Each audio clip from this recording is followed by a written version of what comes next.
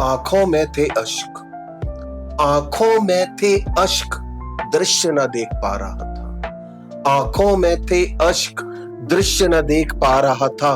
कहना चाहता पर कुछ कह ना पा रहा था।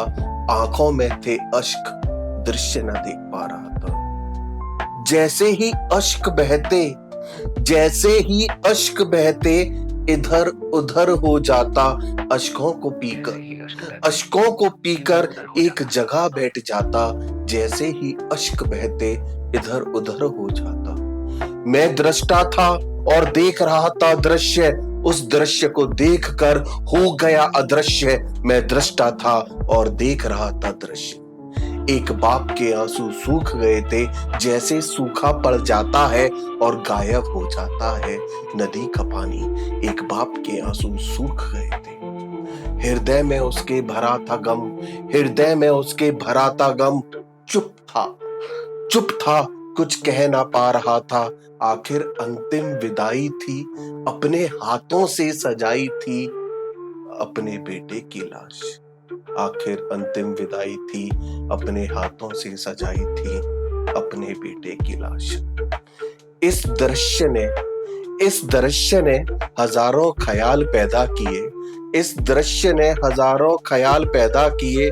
जिंदगी एक सफर है, सबको जाना है और एक दिन बन जाना है चिता में जलती हुई लाश, चिता में जलती हुई लाश। सबकी अपनी अपनी मजबूरियां हैं, सबकी अपनी अपनी मजबूरियां हैं, पर इतना भी कोई मजबूर नहीं। सबकी अपनी अपनी मजबूरियां हैं, पर इतना भी कोई मजबूर नहीं। एक शहर में रहते सब और चंद लोगों के साथ रह जाती है अंतिम विदाई की एक लाश। एक सोसाइटी में रहते सब और चंद लोगों के साथ रह जाती है अंतिम विदाई की एक लाश। सब कुछ इतना दिखावटी हो गया, सब कुछ इतना दिखावटी हो गया। इंसान व्हाट्सएप फेसबुक में खो गया, सब कुछ इतना दिखावटी हो गया। पास है पर दूर हो गया। RIP लिखना आसान हो गया और भूल गया। कभी ना कभी उसको भी बन जाना है एक दिन एक लाश, एक लाश। वर्चुअल कंडोलेंस की जगह अगर दुख में सम्मिलित हो जाते, माना जो गया उसकी कमी पूरी ना कर पाते, कम से कम जख्म में थोड़ा मलहम तो लगाते, थोड़ा मलहम तो लगाते। मैंने पूछा खुदा से कौन अकेला करवाता है, कौन अलग करवाता है।